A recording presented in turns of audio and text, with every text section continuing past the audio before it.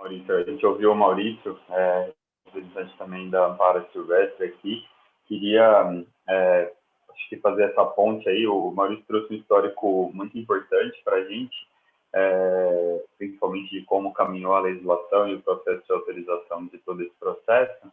E aí agora eu queria chamar a Moira, então, para fazer como um representante de mantenedores. Fico muito feliz da Sociedade de Primatologia ter tomado essa frente, digamos assim, no sentido de discutir um assunto que é tão importante e que a gente não vê outras sociedades discutindo, né? Eu nunca ouvi falar, eu nunca ouvi falar de um evento de ornitólogos do tamanho disso que a gente está fazendo, com campanha e tal, discutindo sobre as coitadas das aves, nem eventos do pessoal dos répteis. Então, eu acho que a Sociedade de Primatologia está de parabéns por ter tomado essa frente. Eu espero que outros pesquisadores, que outras pessoas que trabalham no campo e que trabalham produzindo conhecimento venham para esse mundo real aqui do dia a dia que a gente está vivendo, do tráfico, das apreensões e de todos esses problemas.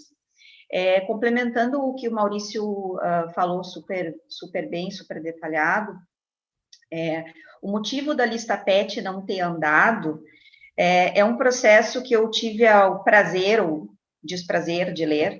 Ele tem 2.400 páginas, mais ou menos, e lá dentro a gente vê, assim, se aprende muito com esse processo, porque a gente vê o IBAMA fazendo uma luta muito árdua, no sentido de ser técnico, né, de avaliar parâmetros como capacidade do animal de se reproduzir em cativeiro, a parte de bem-estar, a parte de zoonoses, potencial de invasão de ecossistemas, potencial de causar lesão nas pessoas, né? Então, assim, a lista PET, o processo todo do IBAMA, ele teve também uma consulta pública, então ele ouviu, né, muitos setores da sociedade, e talvez até por isso tenha também demorado tanto tempo, porque aí a gente tem um lado da sociedade que quer legalizar, que quer trabalhar sério, que quer criar espécies factíveis, digamos assim, de serem pets, mas também tem setores da sociedade que querem criar animais que não fazem sentido nenhum. Animais que, inclusive, a gente não conhece a biologia, a gente não sabe até hoje como que se alimenta, a gente não tem as informações todas, né? E eu acho que o ambiente de criação comercial não é o ambiente para isso. O ambiente para se fazer pesquisa com reprodução, com nutrição, é o zoológico, é o mantenedor, são instituições que são criadas com esse objetivo. O criador comercial, ele definitivamente não tem esse objetivo, inclusive, então, falando assim um pouco de como que a gente, eu trabalhei um pouco nessa parte do licenciamento de empreendimentos, né? Então, a gente vê muito isso, né? O objetivo é sempre a venda, o lucro, mas a conversa nunca é ligada a pensar como que aquele animal está no cativeiro, se ele está bem, se ele não está, se faz sentido ele ir para a casa de uma pessoa ou não. Mas, enfim, eu acho que eu vou passar a palavra, então, para a Marina, e depois a gente continua explorando essa parte. E só citando, né, os estados que têm suas listas PET já publicadas, são Alagoas, Rio de Janeiro e Paraná, sendo que Paraná é uma lista negativa, ela fala o que não pode, né? Então, isso também dá espaço para que muitas dúvidas, né, muitas outras coisas sejam, digamos assim, aventadas, né, como possibilidade. Mas é isso, acho que vou passar a palavra, então, para a Marina, depois a gente continua. Bom, primeiro queria agradecer à Sociedade Brasileira de Primatologia, especialmente a Moira, né, por fazer esse convite da minha participação aqui nessa discussão. Acho que é uma discussão, como a Moira disse e Maurício também colocou, é uma discussão super importante, atual, que a gente deve fazer. A Moira mesmo falou assim, a gente em plena pandemia estamos conversando sobre a lista PET, a lista, né, e a proposta dos primatas entrar nessa lista.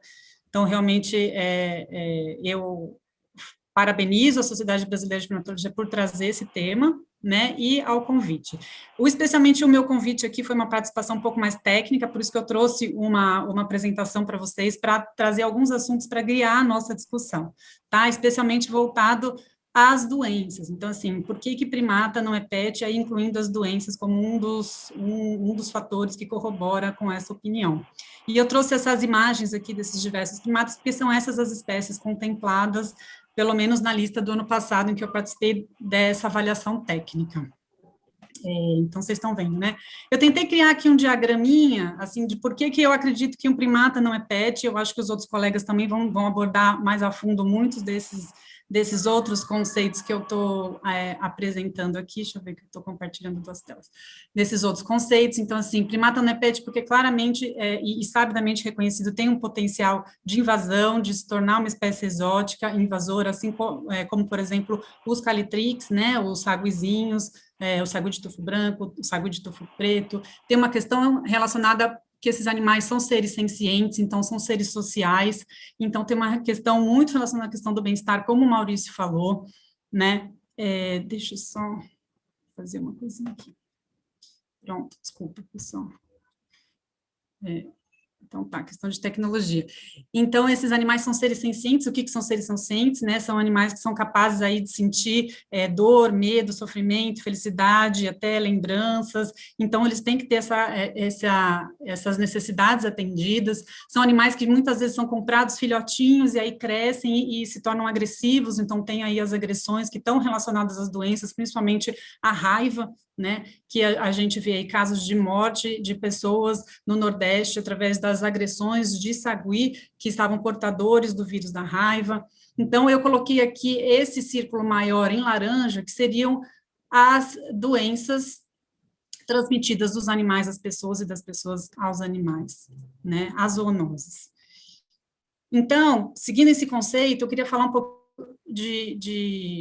das zoonoses, das doenças, né, a gente tem que falar um pouquinho sobre o que a gente entende por saúde, eu acho que isso é importante. Então, antigamente, a gente tinha uma classificação até um pouco utópica, assim, de que saúde seria um completo bem-estar físico, mental e social, e não apenas a ausência de doença. E hoje em dia, a gente já vê um conceito um pouco maior, de que a saúde abrange o quê? A relação entre as espécies, os seus ecossistemas e as relações ecológicas.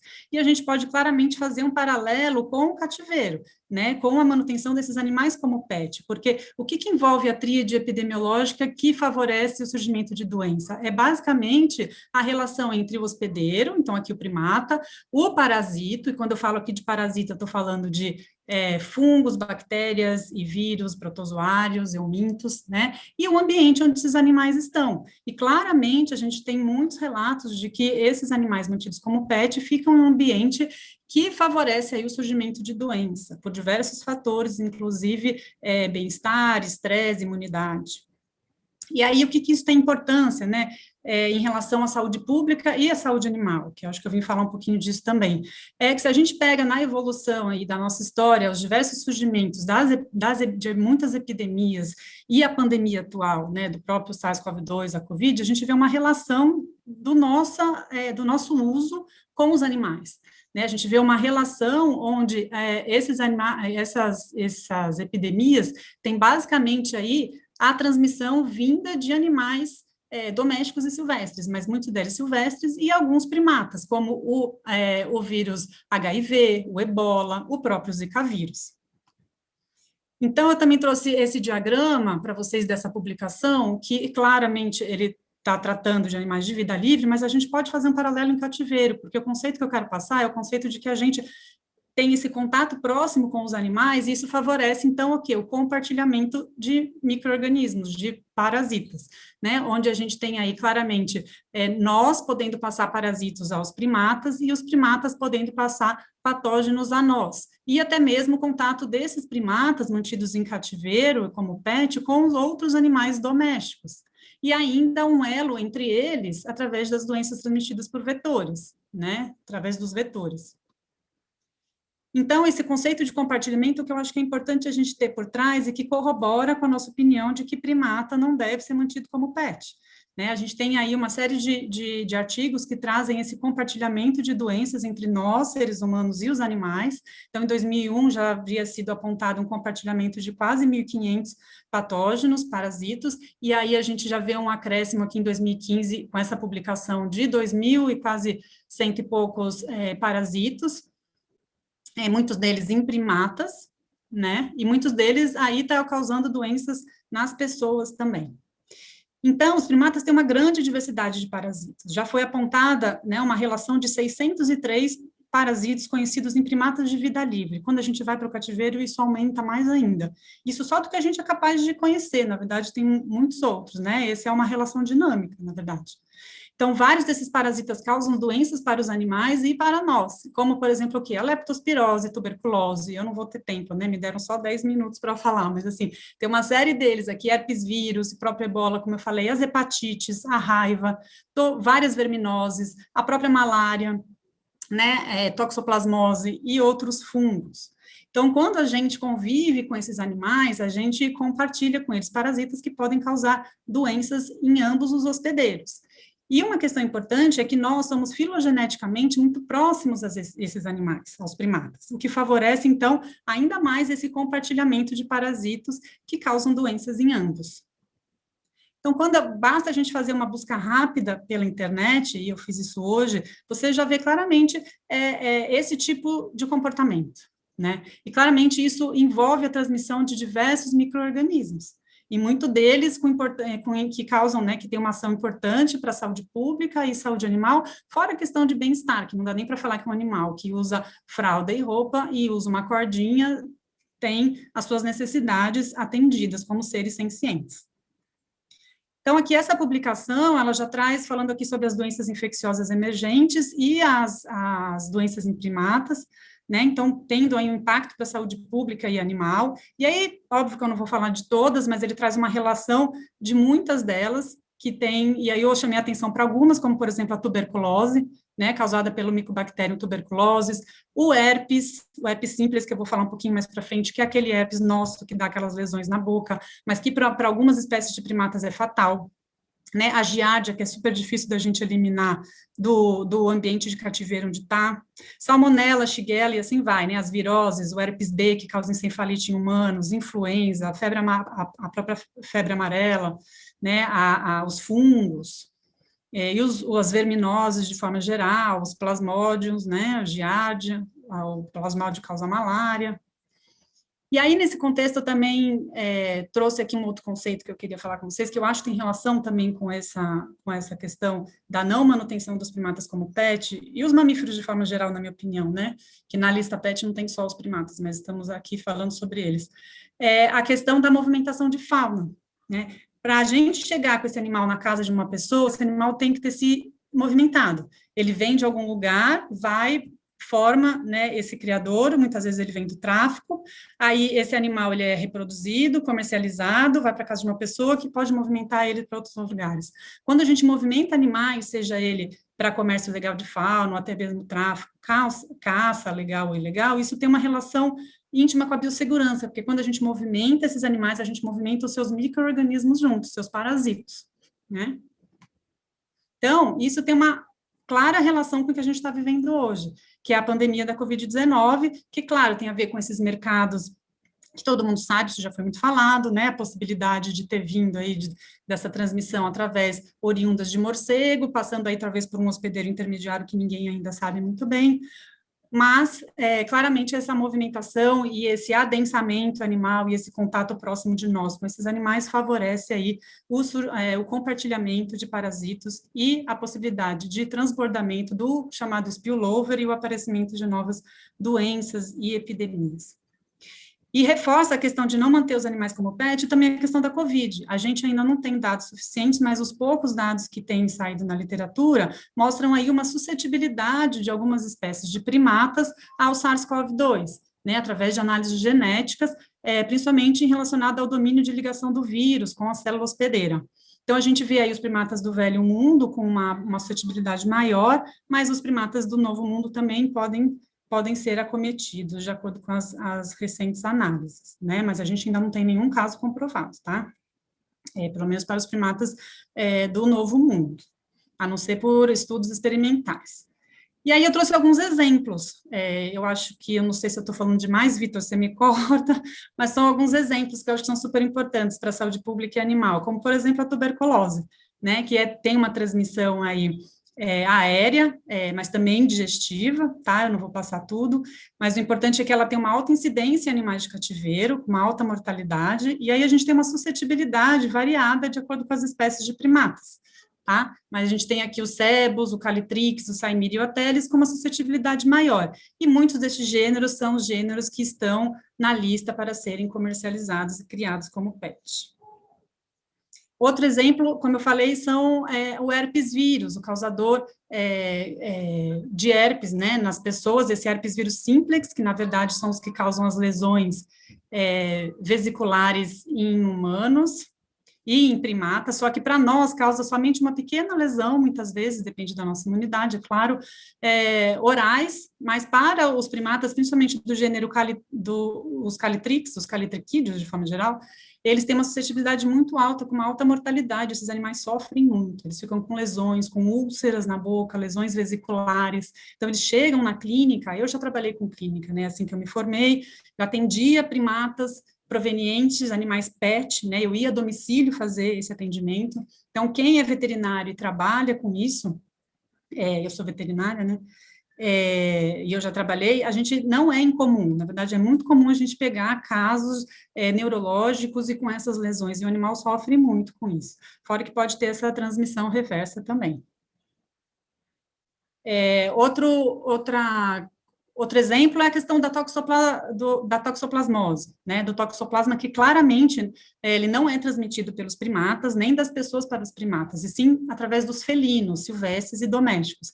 Mas eu trouxe isso porque quem tem um primata em casa, muitas vezes tem um gato, outros animais domésticos. Então, se ele tiver um gato que está infectado com toxoplasma, ele pode sim transmitir a esse primata de cativeiro, né, e aí causar doença, mortalidade, enfim.